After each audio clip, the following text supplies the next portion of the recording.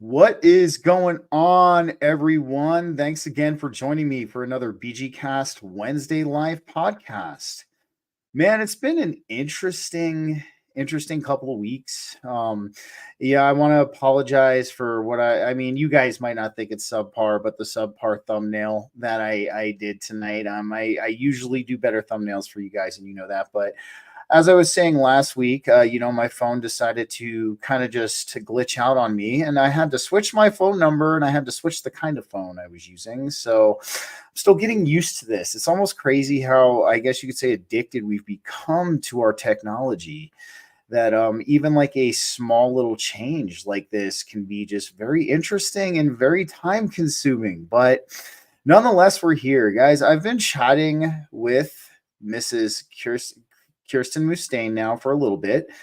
We've been sharing each other's posts. I really dig what she does. So she does energy work. She teaches all different kinds of yoga, and she has many other talents as well. And really, I've been looking forward to this interview because I like to sit down and pick her brain.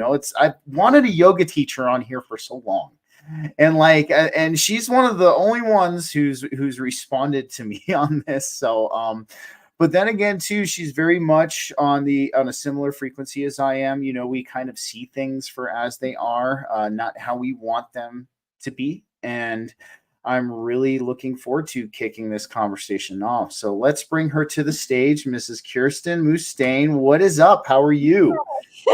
I'm doing great. How are you? I'm hanging in there. I'm hanging in there, man. The energy's been kind of intense the past couple of weeks. Yeah. Oh my gosh. Yeah, it really has. I have been having all sorts, like right now I'm having this throat chakra thing that's just gone on and on and on, and it's like, Mm-hmm. like I'm with you. rebound. I'm with you. Yeah, I'm with you on that. It feels like, to me at this point, it feels like, I don't know. This is what I call it. I call it the spiritual testing ground. I feel in a lot of ways that not only are we collectively being tested at this moment in time, but we are also being subjectively tested. A lot of us awakened ones, and it seems like a lot of people I've been talking to. It seems like there's a lot of upheavals occurring in a lot of people's lives. A lot of things ending, a lot of things starting. It's just a very interesting time. What do you think? Definitely. Yes, I totally agree. And I'm noticing it even with people who don't, if you said, "Are you awakened?" they would have no idea what you're talking about. Even Mm-hmm. with them, I can see all of these things happening, and all of these lessons, like any kind of stuff that you haven't really gotten through and gotten out of your being. It's just all coming up. I mean, it's Mm-hmm. just, and it's like, I mean, it just feels like the light has gotten so much more intense, that all that stuff that's buried way down in the bottom starting to show up. It's like, oh my gosh. And stuff that you thought you had dealt with, or I know for me, stuff I thought I had dealt with, it's coming back, and it's like, not this again. Oh my gosh. I'm with you. I'm with you, and like that's why, like, one of the biggest things, like, and I know it's easier said than done, is being honest with ourselves about that stuff, because Yeah.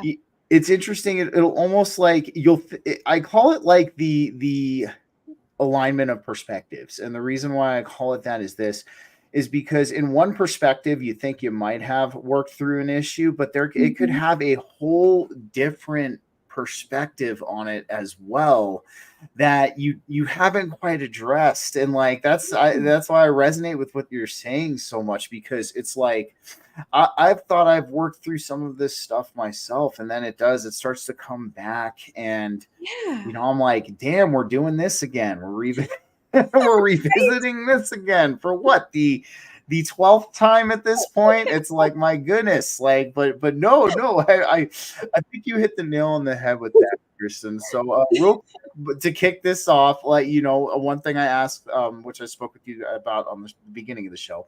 One thing I ask a lot of my guests is, what was your burning bush moment? What was the series of events or the event itself that kind of pushed you on this spiritual evolution that you are on right now. And All right. I'd really love to hear it because of, how all of your skills and your talents and like your perspective and things like that. So yeah, I definitely want to hear it. Okay, well, this is kind of a long story. That's okay. That's okay. We got time. So I was really spiritual. When I was a child, I was really, I was really ungrounded, and I always had these really supernatural experiences. But as I grew up, I realized that was really weird, and I kind of shut it all off. Like, I used to be able to see auras, and I had all these, I would talk to these entities and all, and I realized, people think I'm really weird, and I just shut it down. And I totally went off the rails, and I got married to a punk rock musician who was, That's awesome. Yeah. Well, he was locally famous. Actually, where you live in Denver, his band was locally famous, and he never. What's the name of the band, if you don't mind me asking? It was Western Waste. This was back Western Waste. A long time ago. I think, believe it or not, I think I saw, I don't know if they had stickers or something when they started, where they were doing it, but I've seen that name somewhere. But no, continue on for sure. All right.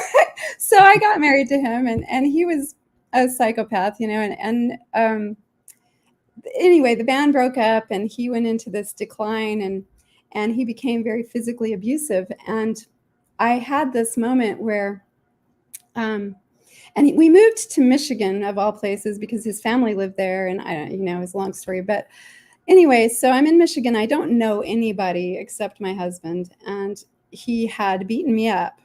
And I went to work that day, and I had to cover my eye with hair because I had a black eye, and it was horrific, yes. And I got home, and I saw when I got home that he had been bailed out of jail because I had, called the police, and he'd gone to jail.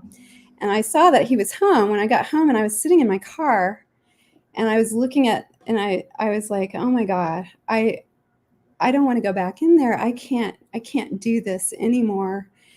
And I just put my head down on the steering wheel, and I started to cry. And I prayed, and I had not prayed for years. And my prayer was just please let me die. I can't do this anymore. And I don't know how long I sat there, but I started feeling this sort of fluttery energy all around me. Mm-hmm. And I lifted my head up, and I looked around, and there were all these sparrows, and it had rained that day, and there were all these puddles around the car, and these sparrows were all just doing their thing. They were drinking the water and taking and bathing, and I was watching them, and I saw that even that's beautiful, by the way. I wanted to say that's definitely a spiritual sign, but no, continue. Oh yeah, but it gets better. And I was watching them, and I noticed that even though they were all doing different things, they were all also moving together. Like they were all one. And so cool. I didn't even completely understand why, but all of a sudden I was just like, oh yeah, we're all one. It's okay. Everything's fine. I can do this. I've got this. And so then, it took me about 2 years to get out of there because it was really difficult because, he was basically, I'm going to kill you if you leave. So I had to sneak around and do all this stuff. But anyway, eventually I got out. There were angels who helped me, literal awesome. And physical angels. But so then eventually, I had PTSD. I was all freaked out, and I found yoga, and that was a total I moved to Santa Fe, and a friend of mine, right after I moved there, gave me an 8-class pass to this place called Yoga Source, where Tias and Surya Little were teaching. And I also had found Yogananda before that, so that was part of it too. I really got into Yogananda's teachings and so forth, which the Kriya Yoga, which I think you're familiar with. So anyway, I started going to these classes, and honestly, if I had walked in there and I didn't have an 8-class pass that my friend gave me, I probably would not have stayed because it was very intimidating. It was a very serious yoga studio, and there were all these little skinny yoga girls in scorpion pose and stuff, and I was just like, oh my gosh. It's a tough pose to do too, so I can definitely imagine that was Yeah. intimidating for you the first time. Yeah, I've never gotten to that. That's been one of my frustrations. I cannot do that pose. But anyway. So I started doing that. So I was at the yoga studio, and I just kind of fell into the whole thing because once my pass was over, I didn't have any money. I was looking for a job, and I said, when I get money, I'll come back. Well, I ran into my teacher at the coffee shop, and she said, where have you been? And I said, well, I'm looking for a job, and as soon as I get a job, I'll be back. And she said, well, come with me right now. And we went back to the yoga studio, and they were looking for a front desk person. And she introduced me to the owner, and the owner took me out, and we sat down on the curb for like 10 minutes and chatted. And she said, okay, you're hired. So I just kind of fell into this whole, and then I got free yoga, and I started, doing yoga all the time. Free yoga is always good. Yeah. Anytime you can get free yoga, go for it. But anyway, and I started training to be a teacher there, and eventually I started teaching. But while I was there, okay, this is where I really started waking up, and this is the weirdest, this story. So I'm by myself at the yoga studio one day, and I was just watching the front desk, and hanging out. And this man walked into the studio, and he was about probably 6'4". He's pretty tall. He had like a white crew cut, and he had this radiant smile, and he smiled at me, and he said, "There you are." And I was like, and Who are you? Yeah, I was like, okay, that's interesting. But, it's a yoga studio. He steps out, and he waves at someone else, and he says, "I told you she was in here." And I was like, okay. So this woman came in, and she was also very tall, and she had really dark hair, and she had these little ears. I mean, they were like little pixie, almost pointed, not quite. And she's really beautiful.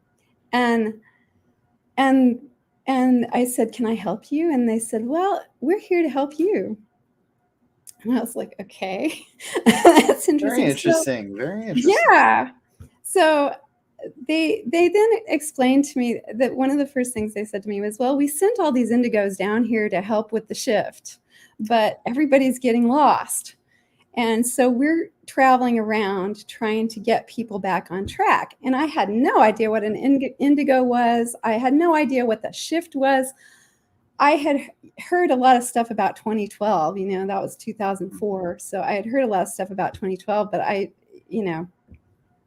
just knew big cataclysm. That's what I had heard, And so they said, we'd like to do some energy work on you. And they worked with me for about 3 months. And, this is funny because I paid them to do it. They told me, but they never charged me more than I could afford. And so some of my friends were like, that's really is shady. It's weird.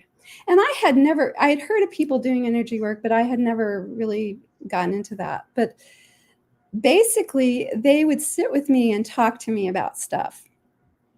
And, I don't know who they were precisely because their names were Autel and Esprit. I don't know, I suspect maybe Pleiadians, but I don't even know. Like, I don't even know what that means exactly anymore. It's like, is that, ETs, they're just not from this particular realm or what, I don't know. But there were all these things about them that in retrospect, I was like, that was so weird. I mean, at the time, it just kind of seemed normal. It didn't seem that weird, but they really did a bunch of energy work on me and really raised my vibration. And they told me all these things. Like one time, Autel made this diagram of a figure 8. And he said, okay, so this is what's happening. We're here. And he made a little dot at the center of the figure 8. And he said, this is the right side. We're coming out of the right side. That's the male side. And we're going into the other side, which is the female side. And we're right we're right at the center. And I was like, oh, okay. That's very cool. Yeah. So I was like, but anyway, so they did all this energy work on me. I mean, it was like weird. Like one time, and we would go to these, I would meet them in public places, but somehow there would be no people there, or there'd be like one person That's on the distance, interesting. and they That's wouldn't. very strange. Yeah. And one time we were at this mall and there was nobody there, and we were sitting in the food court, and there was a guy cleaning, and he never looked at us. I mean, and I was like, that is, that was weird. And they said these things. Like one time they said, have you seen all the soap they have in Walmart? And I said, yeah. And they said, we tried all of it. And I was like, okay, that's That would have been, I would have been like, so from what you're telling me, I mean, based on what you're saying on this end, I think they had you in some kind of different frequency. They did. Yeah. They did. And they shifted my frequency, but it frustrated them because I couldn't hold that frequency. Mm-hmm. Like they would leave and I would kind of go back, and they would call me on the phone. They wouldn't talk to me on my cell phone. They would only call me on my landline, and they would say, your energy has changed again. I was like, listen, y'all, I don't think, and I mean, because you can't, you can only vibrate at the place where you can vibrate. You know what I mean? Like if you have, you can get up there, but you're not going to stay there if you're not ready to stay there. And so, and it was hard because I really didn't fully understand what was going on, and I really, like, they explained all this stuff to me, but it took me years to really integrate everything that they said to me and told me and taught me. So, at first it wasn't, but there were weird things. Like they drove this SUV, and they had this big thing on the top of it that was kind of teardrop shaped, and it was covered with a tarp. And every time I would start to ask them what that was, I would get completely distracted and forget what I was going to say, because they could read my mind, and they would, and they would know. And apparently that wasn't something they wanted to answer. And I was always like, they're not telling me something. I know they're not telling me something. And now I realize they weren't telling me a lot of things because I wasn't ready to hear it at that point. It would have just been too much. Mm-hmm. So anyway, so that's where I really started getting into frequency and vibration and energy work. And that kind of coincided with when I left. Very shortly after that, I fled Santa Fe and came to the woods. I've been here ever since. That sounds, I mean, there is nothing wrong with fleeing to the woods. I mean, that brings out the best in us. I mean, anytime we're in nature, anytime we connect with, whether it be the mountains, whether it be the trees, whether it be the marshlands. I mean, I feel that's where people like you and I are just meant to be. We're meant to be in that connection with nature. It sounds like to me, honestly, that you definitely had some higher interest in you, 100%. They maybe saw your potential, and that's why they kind of tried to guide you a little bit. And that's a very, very deeply profound awakening story. Like that to me is really cool. So, like, speaking of that, have you had any other contact with them? Or have they come back to you in like any, I guess you could say, any sense, like whether it be through dreams, whether it be through symbolism? I mean, yeah, have they ever returned or ever tried to reach back out? They have reached out psychically a few times, just to like a check-in. I mean, just, hey. But what they told me at the time, they said, you're really going to miss us.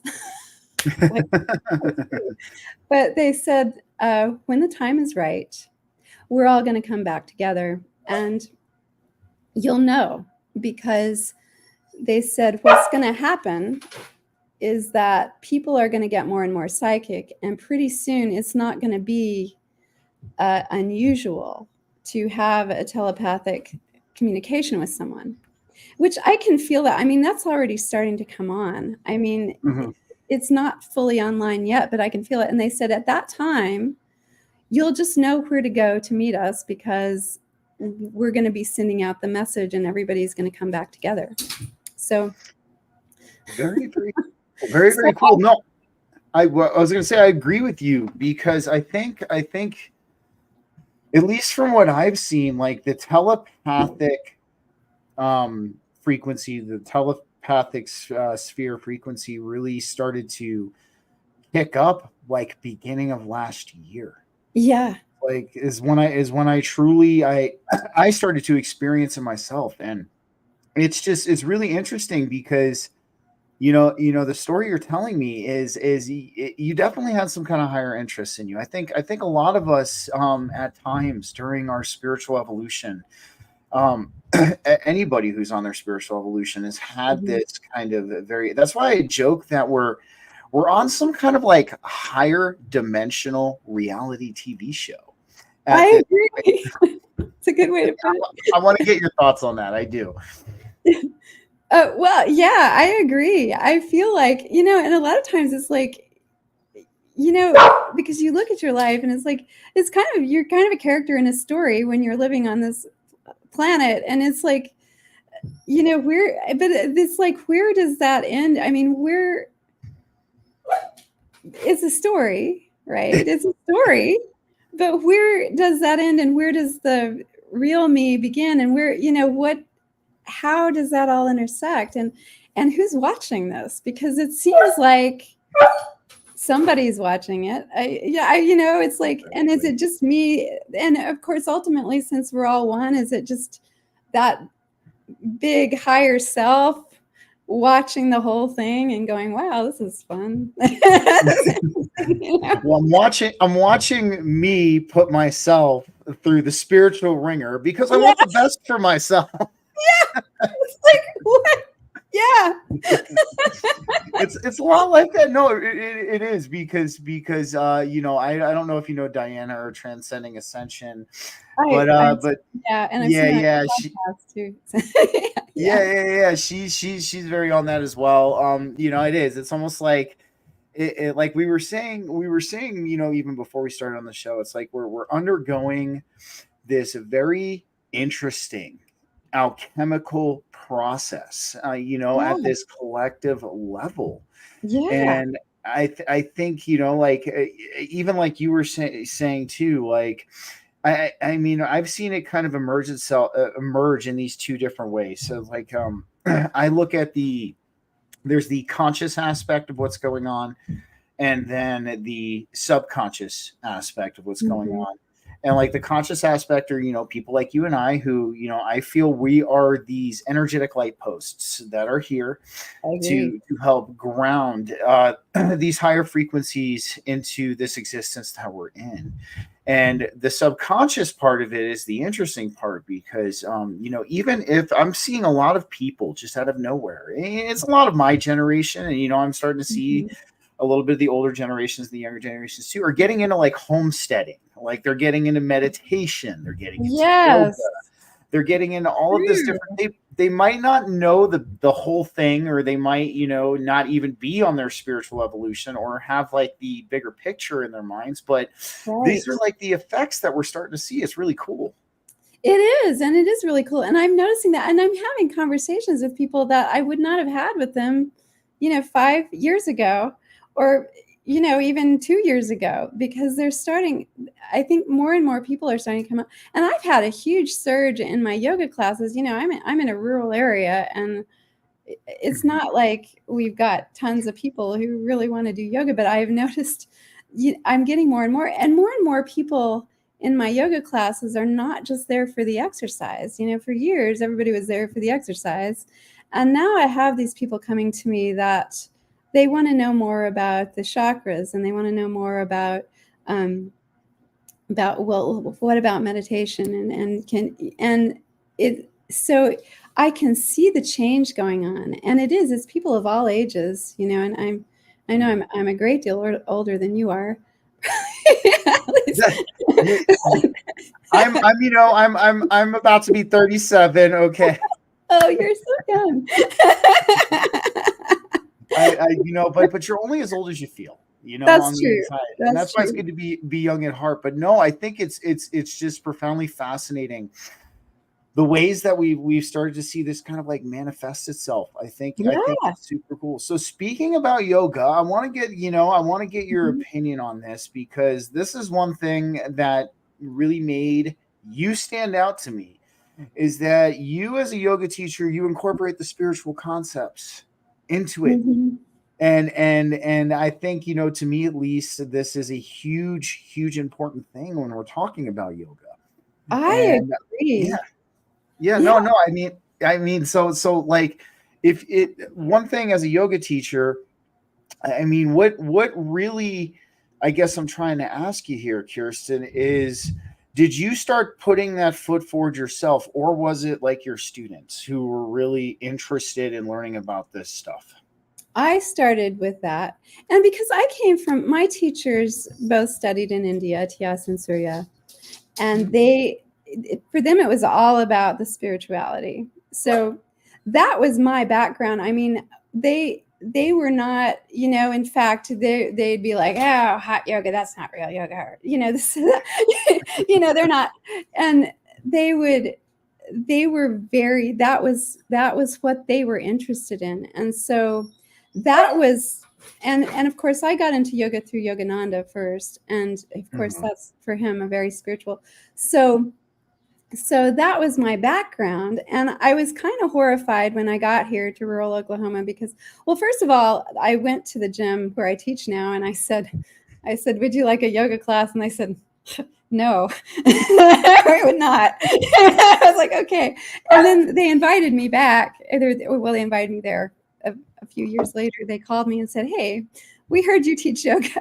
And so I ended up teaching there, but it was immediately like, okay, don't do any of the weird stuff. My like, we don't and coming from the classes that I had been attending, you don't start a yoga class without everybody chanting Om. And then, we would also often, when we were doing the Ashtanga series, we would chant the the Ma- chant for the teachers, that, Mantra, yeah. yeah. And so it was, so, okay, well, we can't chant. All right, that's cool. And I stopped. I didn't say meditate. Okay, let's just, so I kind of did it very insidiously in a way because I didn't want, um By the way, one of our listeners said "Om" in order to back you up on that. That's Andrew. Thanks for watching, Andrew. Appreciate it, man. But yeah, exactly, man, exactly. yeah, so I had to kind of be sneaky about it because you can't, when you have a bunch of like, and of course I'm in the Bible Belt, so Hmm. there's a lot of, I mean, I had a lot of weirdness with that too. But so what I started doing was, okay, let's sit in silence, and I kind of get them tuned into their energy by using the breath work. And then I'll say, okay, well, breathe into your hips. Well, you can't breathe into your hips, so your lungs don't go into your hips. Well, just do it and see if you can feel it. And so just kind of bringing the energy into it. And I mean, yoga is not a lot of people think it's a religion. It's not a religion. It's It's a philosophy. It does, you do believe, I mean, it's about God. Yeah, but it's not. oh yeah. Well, like you were saying too, because I remember, when I did the whole thing, I was on the X space with that person, and I was talking about Kriya Yoga, and they said that's evil, that's of the devil, and I was like, man, let me tell you what, I was like, this is all the things it's done to improve my life. Like, it's Yeah. made me want to be more sober. It's made me a better person. It's made me a more compassionate person. Like, all of this stuff. And I'm like, if that is of the devil to you, then you need to check your own moral compass. And then again, also, I was like, isn't Satan the accuser? I was like, so you're accusing something of being evil and of Satan right now. So I kind of used it back on them, but no, because you told me what you went through too. And what I think it is, and I'm sure you'll agree with me on this, is like, you have right now, we're entering the age of Aquarius. And the Piscean age is like, and it's like holding on, and it does it. We're like dragging it along, and it's like, I don't want to let go. I'm not done yet. And it's like, oh yes, you're done, Piscean age. It's time to go. But but I think that's what it is. I think it's because, if we look at the Piscean age and we look at, the mentality of it, that was the age of the religions, that was the age of the priests, that was the age of the religious control structures and things like that. So exactly. So what's happening is, now that we're all like, I don't need a priest or a church to connect with the divine. I can do it on my own. And they really don't like that. They're like, they don't like it. It's true. And you're right. I think that's exactly what it is, because, yoga empowers you to make your own connection, and you don't need it. And that's, of course, very threatening to people who make their living that way by being an intermediary to, and yeah, exactly. That's almost like, oh no, it's like, we wonder why, because that's what Jesus was doing back in the day. I mean, I think, when I look at Jesus, I look at it in a wide variety of concepts. I do think, yes, it's an energy, but yes, there was an individual or individuals who embodied this energy throughout the ages that did come to us and try to help us. But no, I mean, that's basically what he did. He's like, dude, you don't need these churches. You don't need these synagogues. Like, you can just do it on your own. And yeah, it was one of the biggest threats to the control structure, the religious hierarchy that was going on at the time. And yes, I completely agree. And yeah, and so yeah, obviously they're not going to be happy when everybody starts. It's like we can't. I'm going to meditate. It's like, we can't have a bunch of enlightened human beings walking around. It's bad for our machine. Okay, stop it. Like, this is everything up. Stop it. But nonetheless, let's dive into this real quick. So, I think right now, because we were touching on this a little bit in the beginning of the episode.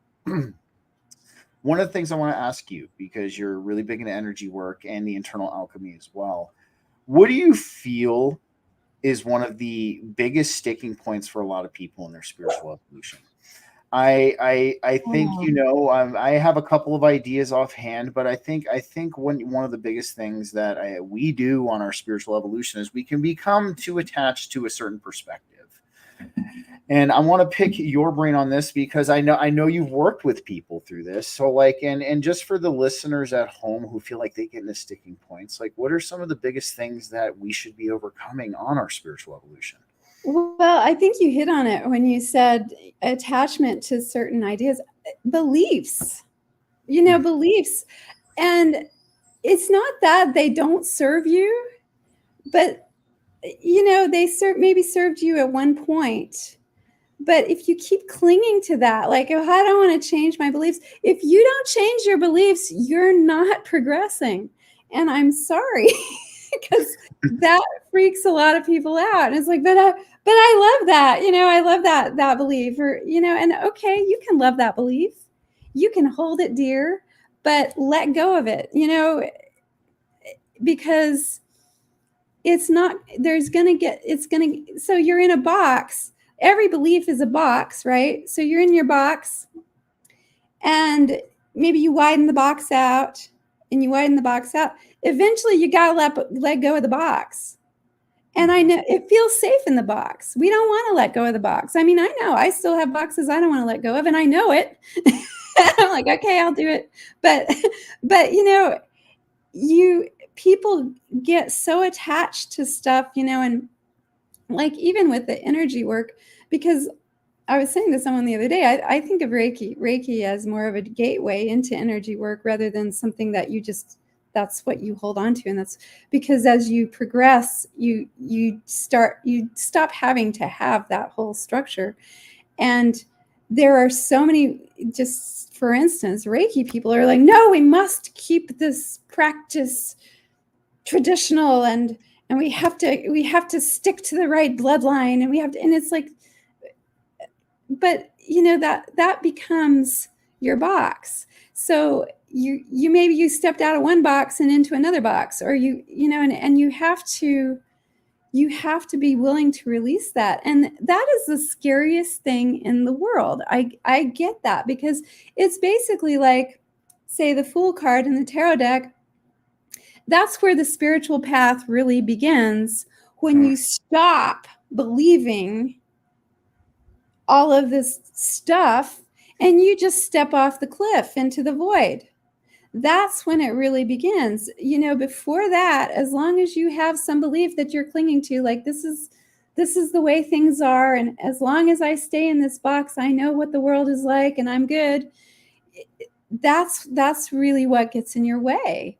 And I think the other thing that gets in the way, of course, is trauma, and holding on to that trauma, making that trauma your identity, rather than saying, okay, this is something that I have to work through and learn from, and it's not going to be my identity. And there's going to be a time in my life when that trauma, I can look back at it, like I can look back at my marriage and say, I don't have any real emotion about that anymore.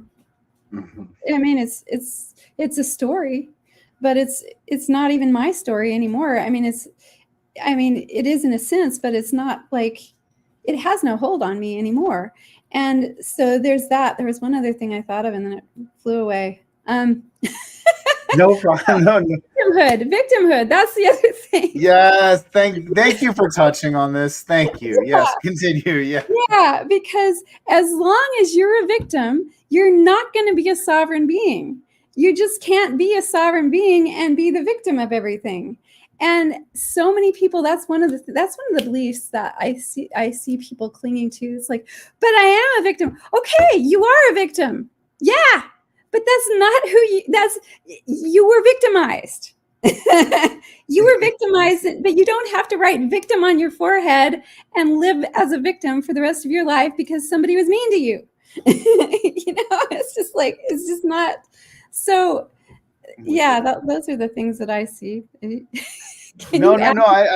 I'm glad you touched on that. I'm glad you touched on that because, one of the biggest things that I've been seeing, so I'm glad Andrew's watching, so he's going to enjoy what I'm about to say. But so I call it the conscious collective, and that's kind of the community that we're all in, or the conscious community. And, it has many different little subsections in it. You have people like us who, are on our spiritual evolutions. And then you have people who are in the truther crowd, like, that's kind of their thing. And then it trickles down as we get into the geopolitical stuff and all that. But you highlighted something that is super important, is the victimhood. It is. And that's why I'm very careful at times, because one of the biggest realizations that I've made is that, I have been the source for a lot of the things, and a lot of the reasons I'm a victim, I've been the source of that thing. And it's like, it's tough to tell that to people who have, been through some really fucked up things. And it's especially me, but and the other thing too, that is the inner work. Like, I feel a lot of people in the spiritual community in a lot of ways are still bypassing. It's like almost as if they're it's like, and you've chimed in on when I've said this before. It's like, we have to focus on stepping into a new way of being, a new way of life. And we can't bring all of our traumas and all of our crappy behaviors and just dress it up as spiritually awakened. And expect to be productive in what we're doing. Exactly. Yeah. And I see so many people, it's, oh, I'm love and light. And it's like, okay, that's great. Be love and light, but you're not real love and light if you're love and light up here and all down here you've got a bunch of black goo that's like trauma and angst and rage. Exactly. And so I think one of the biggest spiritual things, oh my gosh, the sunset is just absolutely beautiful. Okay, sorry. No, all good. I can get it. One of the biggest spiritual things that people have to recognize is being authentic, being who you really are. And so just because you're sad or angry, that doesn't make you not spiritual. you know 100%. It's like, I mean, I had a brief relationship with a person he said, the first time he said some really abusive things to me, and I said, I just said, no, I'm not doing that, and he was like, but you're supposed to be so spiritual, and I thought you were so sweet, and you're not sweet. And I was like, I seriously am one of the sweetest people you will ever meet. But if you step on my boundaries, I'm going to kick you. I'm sorry. And that doesn't mean I'm not spiritual. That just means that I have good boundaries. And someone who's truly working on themselves and being authentic will have good boundaries, because they'll recognize, I have to have good boundaries if I'm really going to be a kind, empathetic person. I have to have good boundaries, because otherwise I'm just going to be everybody's doormat. 100%. I think that's something that that it's been conditioned into us collectively, because like, I'm sure your motto and my motto is do no harm but take no shit, and right. like that's what it is. And it's like, a lot of people think that the spiritual evolution is just a bunch of rainbows, unicorns, Yeah. laffy taffy, and all that stuff. And it's like, no, man, like it's that's what I would even call the public, what the public thinks a spiritual person is. But no, like, you got to be the spiritual evolution. It's sitting down with your demons and being like, listen here, everybody. Yeah. All right. Like this is what we're going to do. You guys are in the back seat from now on. Like, exactly. I'm in the driver's seat now. And, exactly. and it is, so, but like, no, I think that's where, a lot of and we still see a lot of people in the community too, like, try to be that way. Yeah. And they're not being their authentic selves when they do that. That's right. And a lot of them, I mean, and people will come at you and say, well, you're not being spiritual. And it's like, the highest vibration is being your authentic self. It's not being 24/7 love and light. I'm sorry, that would be great. And hopefully we can get to a place where we can do that authentically. But in this realm, that's just not truly possible, completely possible right now. Now you can exude love, and you can love people, and you can love people even while you're telling them to get off your boundary. But but that's a different thing too, because a lot of people think if you love someone, you just let them walk all over you. And and I work with clients like this, like they're just walking all over you, but I love them. Well, you're not doing them any favors. You're teaching them that that's a way that they can treat someone they profess to love, and that's not doing them any favors, and it's certainly not doing you any favors. So, you have to recognize that love doesn't mean that you just lay down and say, okay, walk all over me. I'll just lay here and be sweet. No, I'm with you. I call it, I don't know if this is the best way to call it, but or the best term to describe it with, but I call it being selfish so you can continue to be selfless. And it's because sometimes, like, a lot of us, we're very, good natured. We're caring people. We want to see the best for the people that we love and that we care about. But when that individual is continuously, breaking boundaries and, not doing, as a loved one should, or treating you particularly as a loved one should, you have to be selfish in that moment and put boundaries up so you can continue to be selfless. Because one thing I've seen a lot happen to a lot of people is they'll continue to be selfless, and then it will make them so bitter. It's like they almost regress. They're like, I'm not, you know what I mean, right? It's true. Because you can only take so much. And I don't care how love and light you pretend to be, there's going to be a point where you're going to break. You're going to say, no, we're not doing this anymore. And so you have to really, and that's interesting, because it brings it back to what I was Autel and Esprit, those people that, I don't know, ETs, whatever they were, that came to me in Santa Fe, one of the things that they said to me was, you have got to stop taking on other people's stuff. And it's actually violating someone's free will when you just accept all of their behavior and don't assert yourself. Because I would agree. And they said, you can't save everyone. Okay, this is what Autel said to me. He said, you can't save these yahoos. Because, I was, at that point, I was like, love and light. I want to save everyone. I'm this yoga teacher, and I'm just love and light, and I'm going to save everyone by like even forcing them to see, to be. And he said, everybody has the same choices. Everybody has the same choices. And if they make a different choice than you do, that's their deal. That's not your deal. It's not your responsibility. And he said, rather than trying to save people and love people, bring all of that saving and loving back here to your heart, and it will naturally radiate. And that's what will actually help people, is if you radiate that, not if you throw it at them and try to fix, And the other thing he explained to me was, the whole entrainment thing, where like you're vibrating here and somebody else is vibrating here, and when you meet, you're gonna do this. So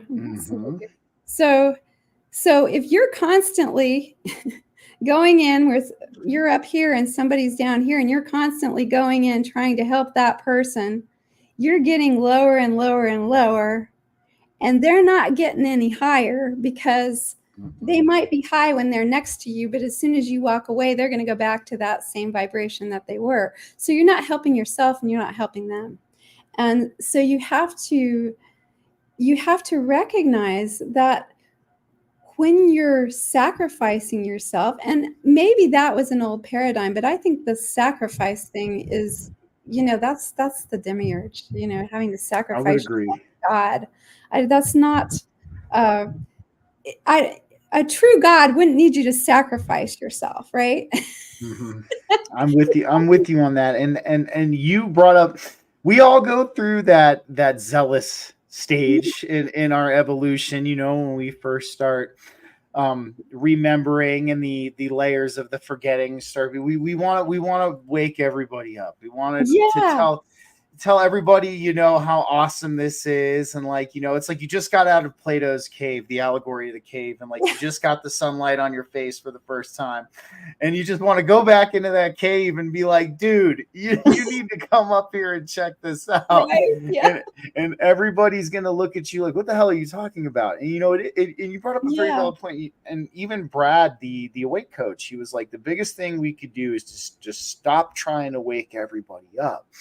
And a lot of people, look at, especially a lot of the newer ones on their evolution, are like, well, what do you mean? Like, this is what we got to do. It's like, and you just hit the nail on the head, though. You radiate that, because it's a human psychology thing, humans in their psychological nature, when somebody preaches to them, or they see it as like preaching or something like that, they're immediately turned off by it. It doesn't matter how much they might feel what they're saying, but they're immediately turned off by it. What really works is leading by example, just like how you said.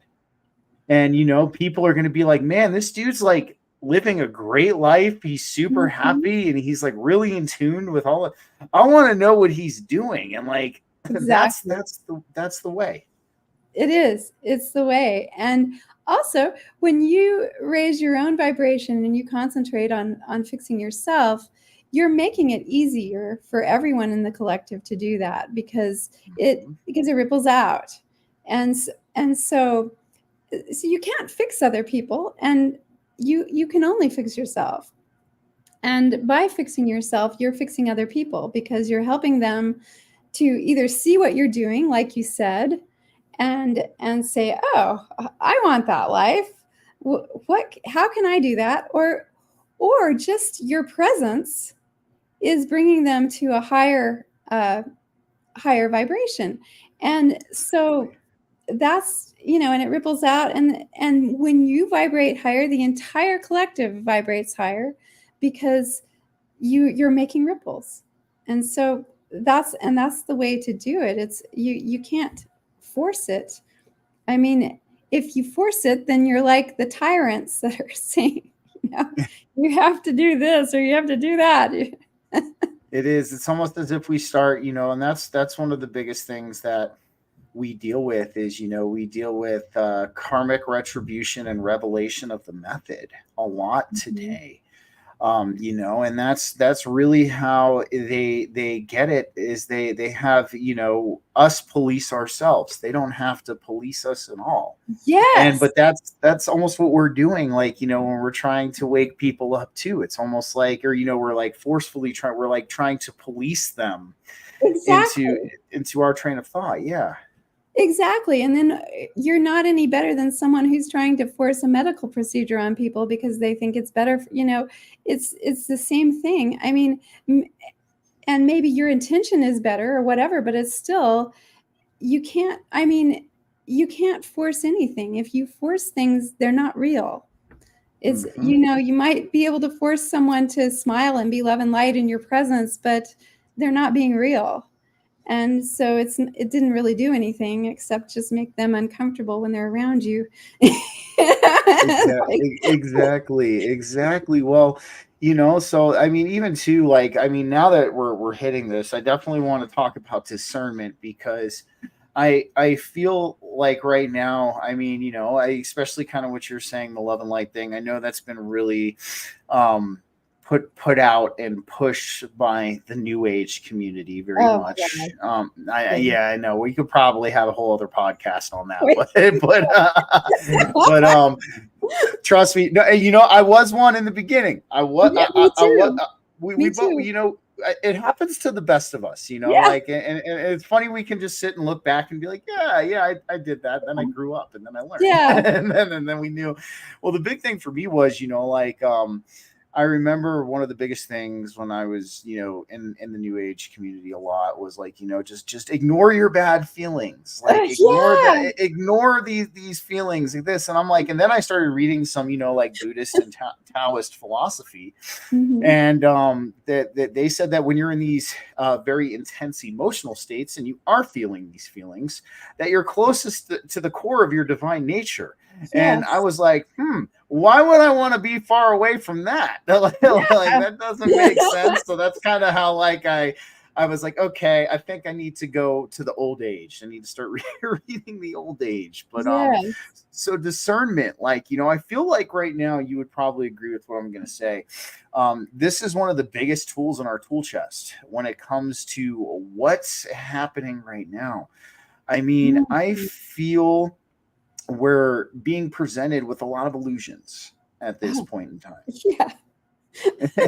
I figured you would agree with me on that too. So like, what would be a really good way, or one of your ways that you use your discernment to see through the illusions that are happening right now? Because I still feel a lot of the community, a lot of the community still gets attached to what they're seeing.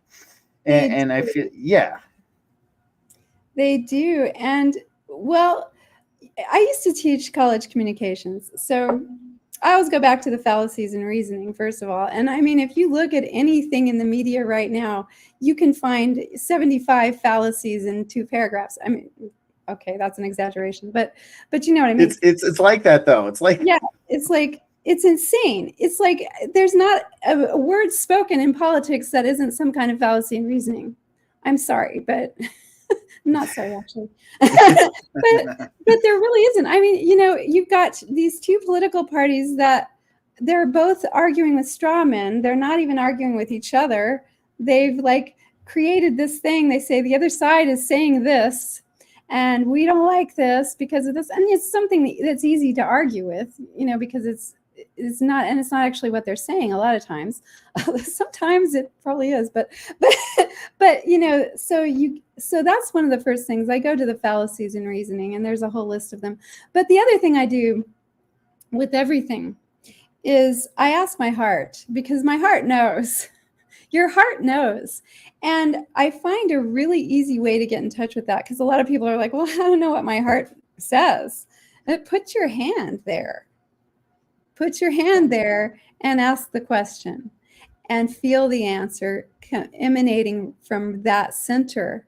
And that's my best discernment tool, even beyond the fallacies in reasoning, which, I don't want to go into the whole fallacy and reasoning thing here, but you can find them. And I've added one to that, which is called the crystal ball fallacy, which is if somebody tells you they know what's going to happen in the future, they're trying to control you. 100%, 100%. No, and I really like, because you brought up a very good thing, because our heart is kind of its own second brain in a lot of ways.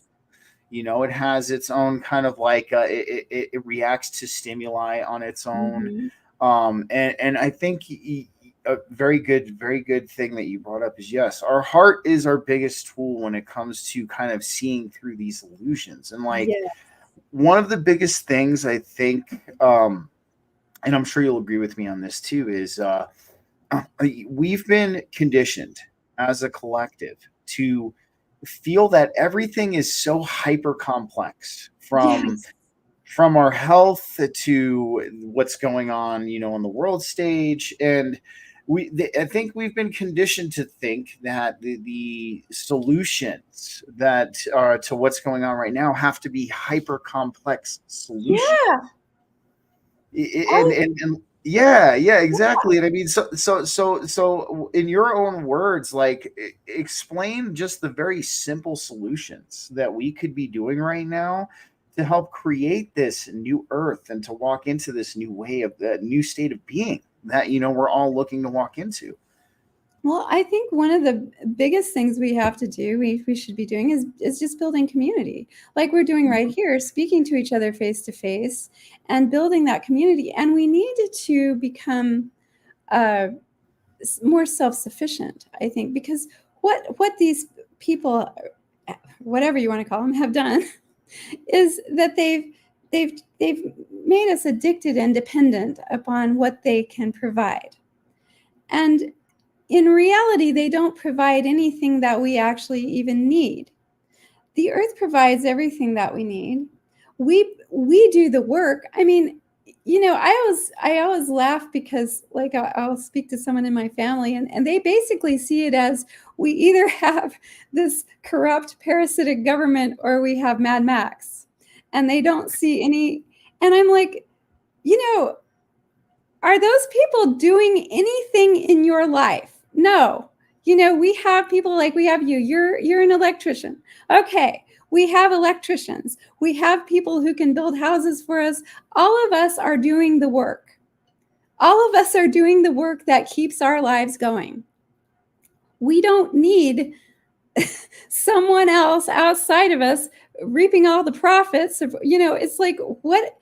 And I think we really need to get back to community, and we need to get back to saying, okay, I'll grow some tomatoes, and you have some chickens. Well, they can lay some eggs, and trying to provide more of what we need to survive and what we need to prosper within our own communities. And I'm seeing that out here in the country because, there are people around, I can buy raw milk from my neighbor. I can buy eggs from, and I'm looking at getting more stuff. I have a friend who is a beekeeper. I just got a hive of bees myself.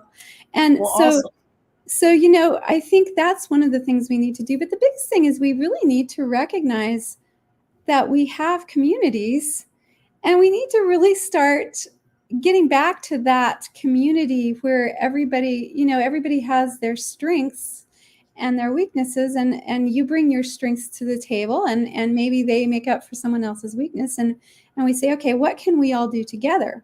Because we're already actually doing that. It's just that we've been taught to focus on this other, other entity. Other entity that really serves no constructive purpose except to just sap us of everything that Absolutely. You brought up a really good, and to me, that's you know, that's the conditioning that's been placed on this collective through, we look at a lot. So a lot of this collective, they borrow their ideas on what real life would be like from Yeah. TV and movies. Yeah.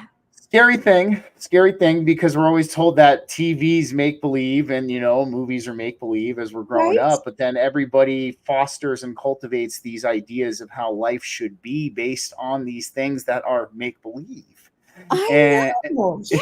it is, and it's like, exactly, every time we look at a movie or a TV show that where there's no, I guess you could say, acting gigantic government as we know it, they make it seem like this lawless fucking pillaging, like it's the days of the Visigoths and the Vikings. Like, people are Yeah. walking into these communities and just taking the women, killing the men. Like, it's like, this is what they automatically assume is going to happen if there's no big papa government in charge. I think you hit the nail on the head with that.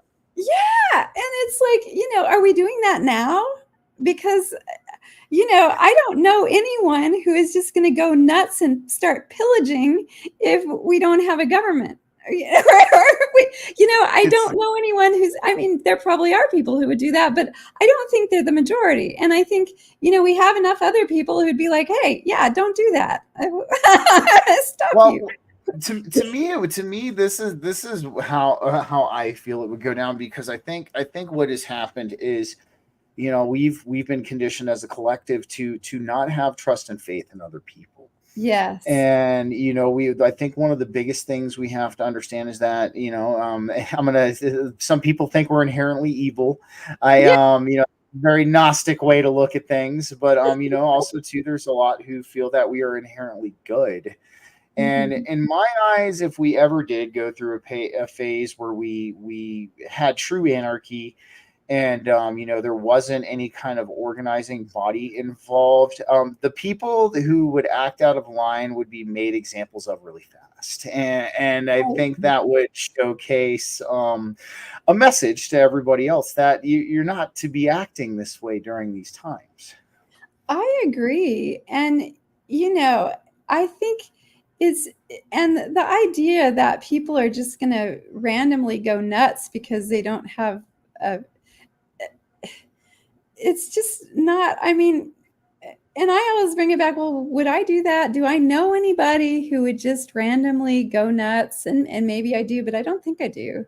I don't. I don't know a lot of people off the top of my head either. I mean, and this even breaks down into what we as a collective we see is what we're seeing on TV actually real. And that's where I think a lot of people they start having this deviation, because you have people like you and I who were like, we know we're watching a movie right now. We're very aware we're watching a movie, and then we have the other people who they just really want to believe the movie's real. They it's such a part of them. It's been like, and that's why it's like, when people, I don't know if you remember Sound of Freedom, that came out, that movie about the child trafficking. And a lot of people, of course, the community always arguing about something, but they were arguing about this, and a lot of people were happy with the fact that the movie was released, and then a lot of people were upset because they didn't tell the whole truth. And I was like, well, I this was a limited hangout, and we have to understand why, because you tried telling 380 million asleep Americans that every facet of Americana that they've grown to love, respect, and enjoy is interwoven with child sex trafficking and pedophilia. You tell all of those people that, I guess hard on the nose. And like, don't get me wrong, I love a good challenge as much as the next dude, but dealing with a whole country of insane people after just finding that out, I don't think any sane person is going to welcome that scenario. I don't either. And honestly, just trying to tell 7 asleep Americans what's really going on is just beyond because I used to went through this phase where I was like, everyone needs to know this, and I would tell, I'd hop out. My family would be they're really into Hollywood, and I'd say, well, and they'd just be like, and my mother actually turned to me and said, I will not live in a world where that is the truth. I was like, okay. I can't tell you how many people I've had tell me that if that is the truth, or this and this, make sure they aim the nuke directly at my house. Make sure they aim it directly there. And I'm just like, but why though? Why? It's like, it is. It's like, but it's like, I think what it is, it's like a lot of people, they just build their whole identity. They do. Over this, man. Yeah. That's the crux of the issue. It's become their identity. Like these movies, and the politics, it's like their identity. I mean, I know with my family, that is really their identity. If you took that away from them, they wouldn't know who they were. But that's the place where you begin the spiritual path. Oh yes. Oh yes. When you're like, oh my gosh, my whole identity is based on a lie. All right. Where do I go from me? It's like, where do I go from here? I'm the fool. It's like, we have nowhere to go but up. Trust me on that. Like when it comes to that. So. And it's like, wouldn't you prefer to know what the problem is and be able to address it rather than just go along obliviously, I'm with you. I'm with you. I look at it too, and I'm just like, oh man. But then again, it's like the good news is, and this is one thing that Brad, the away coach, I think, he hit on really big, and I think you'll probably agree with this too. And this kind of even ties into, hello Kitty. What he is, I love the animals. I love the animals. I got two chocolate lab mixes upstairs. Oh, I love it. They're guarding the house while I'm doing this. Yeah. So, but one of the biggest things he said is that, it was in regards to the way we have events that are going to wake people up for us now. And I think that's why we're on such a great timeline, because we're going to continue to have these events that occur that, that continuously start to peel back the layers of this. And in my eyes, it won't be long before it's going to be so obvious it's stupid, and you're going to have to choose to not want to see what's going on. Yeah. Well, and in some ways it's almost like that's here now. And but I agree. I mean, and I think that's why we have those events, because people, and it's going to take some real shaking for some people, I think, because it's got to become more uncomfortable for them to stay where they are than it is for them to come out of that. And, and that's what happens to all of us on the spiritual, that's what starts all of us on the spiritual path. It's like we get to a point where it's so uncomfortable to continue with what we have known before that we have to make a change. And I mean, I would hope ultimately that once you start on the spiritual path, you don't have to get to that extreme before you go, oh yeah, I'm going to shift again. But when you first start, I think that's what really, really brings you to wanting to get into a different place. Because as long as you're comfy, cozy, I'm just going to kick back and watch my TV and everything's peachy keen. I'm going to eat some popcorn and I'll be fine. You're not going to evolve because most of us really like our comfort zone, and you have to get outside that comfort zone, even, and until you're at a point in your evolution where you will willingly and voluntarily step out of your comfort zone, you're going to have to be pushed out of it. Dude, let me tell you what. And that's one thing, Sarah, the alchemist, she says that she's brilliant. Just resonates. She is. She says the universe has no chill. And that's a great. It's 100% the truth though, because the divine will be like, oh yeah, you don't Yeah, want to get up off that couch, I'm gonna yank that couch out from under you, and you're gonna have no choice but to get up, and that's that's right. what it's like. That's right. And Well, well, even as you were saying, so like this is one thing I want to ask you, because I am, we're talking about how the people have to get shaken at this point in time. mhm, mhm. Even though I am a very positively optimistic person, I'm also realistic in the sense that as well as the light kicking up, the darkness has kicked up as well, Oh yeah. just a little bit, and I want to get your thoughts on that too. And do you feel that this is a necessary part in this, because a lot of people, when I say this, they're like, oh yes, like we can't be experiencing this much darkness, but somebody who stepped out of the side of the duality, such as yourself, like, do you feel that this increase in the darkness of what's going on is part of that alchemical process? Do you feel that this really needs to happen at I this point in order to shake people? At some level, I do. But, I think that I think it's always been this dark. I think we just didn't realize it. And Hmm. so I think in a sense, the darkness has always been there. And the thing that's changed is that we're starting to see it more, and it's starting to be more in the open because the light is stronger now. So things that went on behind the scenes now, it's much more difficult to hide them. And I do think that, because it's just like when you raise your vibration, what you have to do to raise your vibration is to get rid of all that dark stuff that you're holding, because that's what's bringing your vibration down, is that that dark, all those what we consider negative feelings. And Hmm. so going through that on a collective level, we're going to have to come to grips with how dark this place has been. And this place, we've been so inured to it. I mean, this place is a fucking hellhole.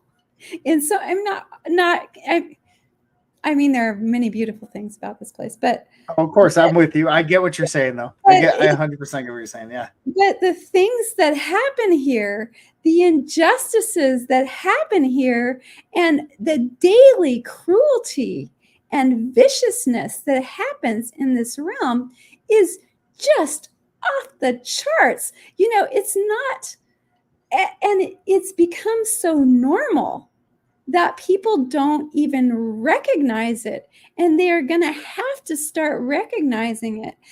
Like the very fact that we have wars going on, it's like, hello. Okay, I'm sorry, I'm going to go out, I'm going to say something here that I probably shouldn't Go say, right but ahead. Go right ahead. No, no, go right ahead. okay. In a world where the quintessential woman's right is to kill her own child, is that not a problem? You know what I mean? And I'm not even, because I know sometimes that might be a better option for a lot of people, and I get that. But that's the problem, that it could be a better option. You know what I mean? It's like I am with you. there are so many people, and like they're fighting for these. I want the right to kill. I want the right to be euthanized. And it's like, what kind of darkness makes you think that that's a good option? You know what I mean? And furthermore, oftentimes it is. So what the hell? I'm with you. And so people do need to wake up to that in order to progress. And they're so inured to it that they're actually cheering it on. Yay! Oh, dude, I see things that I never thought I would see. I'm sure you the same. And Yeah. it is. It's even.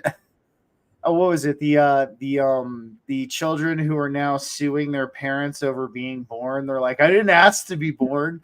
Like I didn't ask to be incarnated here. It's like, I'm like, Yeah, you you did. chose you chose to be here, and that's the thing, and that's why, like, to me, that's why, I mean, if there's anything that I get slightly irritated about, it's the fact that this nihilistic version of atheism. Now, like, when Yeah. I talk about atheism, like, a real atheist is somebody who just doesn't believe in religion.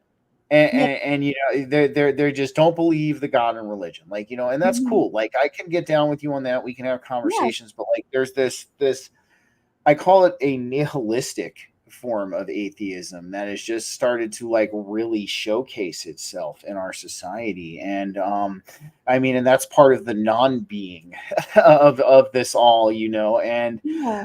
And that's where a lot of people are getting these ideas from. Like, you know, they are like, you know, well, I didn't ask to be born. It's like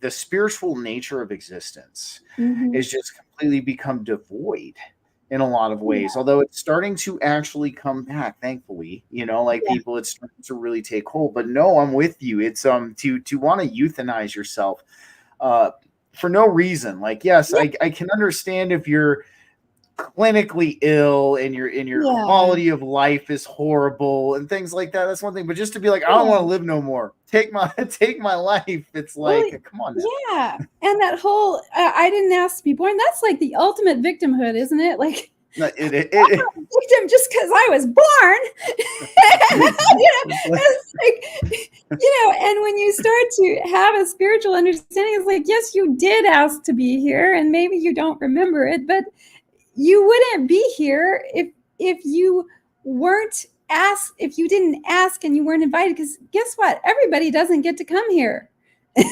exactly. Could you imagine the divine just like waiting for that person who did that? It's like, I didn't ask to be born, I want to die.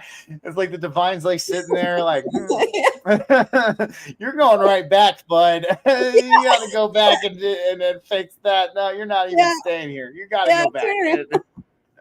It's like, I would literally be like that. I'd be like, I said, you chose to go, and then when you were there, you were like, I don't remember this. I'm done here. So it's like, Yeah. it's interesting. It is. Well, it is, and I mean, we all have to. I've had many moments in my life where I was just like, I didn't ask to be born. Why am I here? I hate this here. This is awful here. But you that's part of the process. That's part of the process. And rather than saying, well, this is how I'm always going to feel, that's the other thing is like people have these feelings and they're like, I'm always going to feel this way. It's like, no, you're not. You're right. You're not. It's You it's are never true. always going to feel anyway. I'm sorry. but it's just not. I agree with you. No, it's like, you know, we're talking about absolutism in that fashion. It's Yeah, like, you know, you never say never, you never say always. And you know, of course, you know, as you grow, your perspective will shift. that's right. And you know, I think that's one of the biggest things that, you know, a lot of us on our spiritual evolution will get frustrated and we'll be like, this is never going to happen, or like, you know, Mhm. this is always going to be this way. And like, sometimes we just need that little shift in perspective, you know. Yes, it's true. It's true. And yeah, I have learned never to say no. The minute I say I'm never going to do something, 2 days later, that's what I'm going to be doing. Oh, 100%, 100%, man. You know, and it's like, and yeah. So, all right, one last thing before, because we got to start winding down. I want to have you on for round two because this has been such an awesome Sure. conversation. We're I'd definitely love gonna have to. to pick the, yeah, yeah. So, have you, aside from the two, because you brought this up in our conversation, so aside from the two beings that you know, spent some time with, have you had any other kind of contact or experiences with any other types of interdimensional entities? And I, the other thing I want to put in there real quick too is like, what are your thoughts on a lot of people being really gung-ho on working with entities at this point in time? Because I feel like, you know, it's something that's kind of starting to pick up again. mhm. And I just want to hear your thoughts on that, but go right ahead. Yeah. Okay. I don't know if we can wind down on this because I'm okay. Well, I have had, I see UFOs a lot, and sometimes they kind of interact with me in that, I know they see me and they'll stop or but uh, I don't know. I don't know where to start. But I had so many years ago, before I even got into yoga, I did a ritual where I initiated myself into Hermetic magic. Okay. Oh. And I was some big britches at the time, but okay. Yeah, it was. I didn't know. And what happened was I accidentally summoned a jinn, and I did this ritual, and it was done. You had to do it at dawn, and I did it, and then I went back to bed because it was my day off, and I was just like, I'm going to go back to bed. And I drifted off, and I opened my eyes, and there was this being in front of me, and he had like a big jeweled turban, and he had his finger on my third eye. And when he moved, like those Hindu gods that have a bunch of arms, but it's like when he moved, it was weird because like his face would stay like, it's hard to explain, but like if he moved, I get exactly. I'm visualizing exactly what you're talking about. Yeah. And his body just spiraled back into space, and he said, "Kirsten Mustain," and all of a sudden I was like, "Oh my gosh, this is not a dream. This is actually happening." and he was speaking in some language that I didn't understand. I mean, all I understood was my name, but I was like, ah! And I think I would have been like, ah, too. Yeah. And so I freaked out, and then he went away, and there was this badger sitting on my chest, which I recognized was one of my guides, embodied as a badger. And I was like, oh my God, that was the weirdest thing. And I had this vision of myself like clutching my crotch and bleeding from my crotch. Okay, and running down but I was a boy, running down this corridor. And I was like, that, because apparently the jinn, and I didn't know this is a service to self sort of a thing. And that wasn't what my thing was, and I didn't know that though. And the jinn, like when you become a Hermetic magician, you actually harness a jinn, but they're going to fight you, and you're going to have to overcome them. And that's part. And I didn't know any of that. It's like, oh my gosh. But the funniest thing was that I went outside. I was living in a condo in Boulder at the time, and I walked outside, and the fence between the condo parking lot and the park had blown down. And one of my neighbors was out there, and I said, "What happened?" He said, "I don't know. It was the weirdest thing. It was like right at dawn. This huge wind just came through here and blew the fence down." I was like, and you're like sitting there like, oh shit. I was like, oh my gosh. I thought I was just doing a little ritual that was just, so that was one of my, and that's why I really caution people to be really careful, because you don't know who these, 100%. I also I have channeled for years, they say they're the Arcturians, but what they actually say is we're your higher self. It doesn't matter what you call us. They have identified themselves as the Arcturians, but I don't even really know what that means exactly. And that's a different kind of a thing. And what they eventually told me was, you're just bringing more of the higher dimensions in. And so as you embody the higher dimensions more and more, it's not even going to be really channeling. It's just going to be part of your being.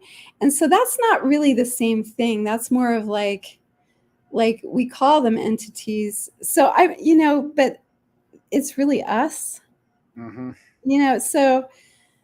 I think there's a lot of different. I'm with you on that. I'm with you.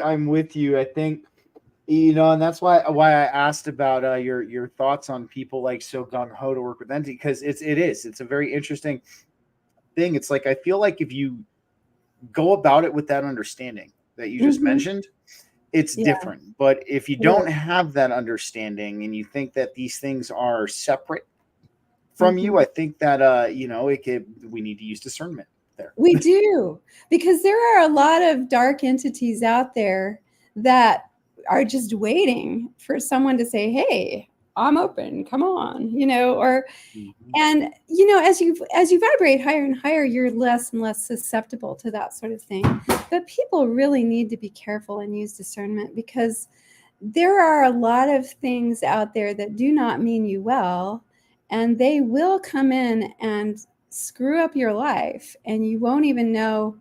Like I've had friends who dabbled, or not dabbled, but actually did black magic. And I had a friend who summoned demons to do his bidding. And I talked to him on the phone one day.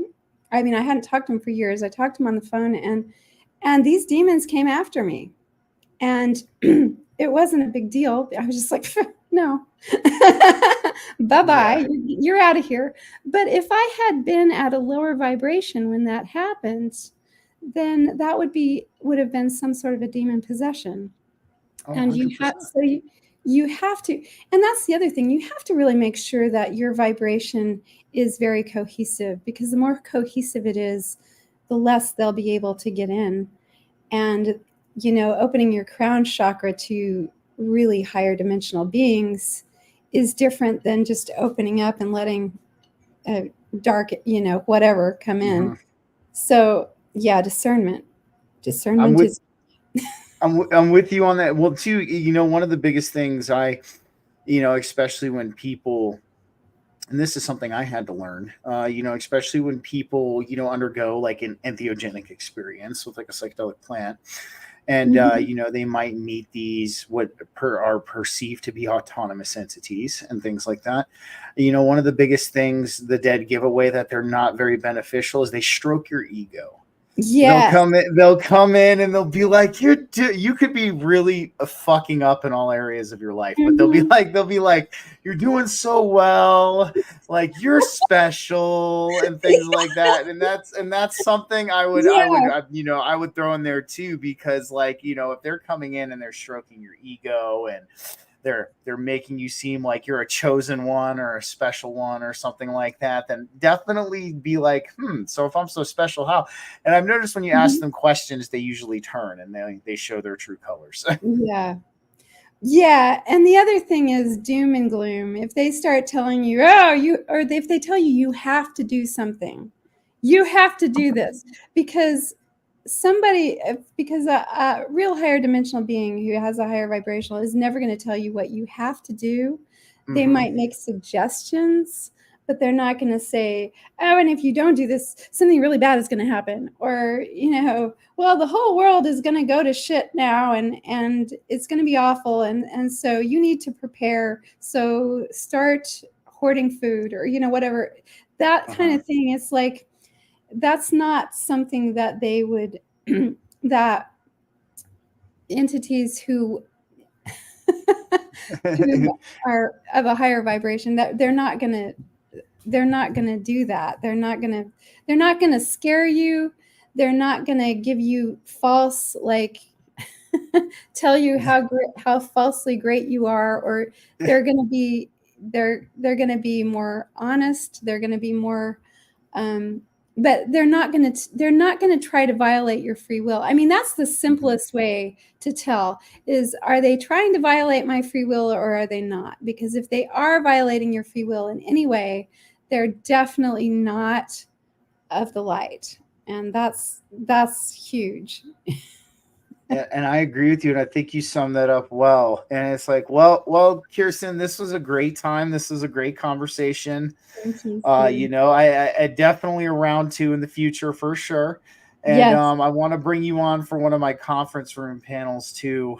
When I get around to doing one, I'm hoping to get one in November. This season's just been really busy. So, but real quick for everybody who's listening, I have Kirsten's X account handle and her main website at the bottom of both the Rumble and the YouTube descriptions. So if you guys want to check out Kirsten and what she does, call her for a one-on-one or something like that. You can find all of her information there. But Kirsten, if there's anywhere else people can find you and check out your stuff that I did not get a chance to mention, why don't you let everybody know?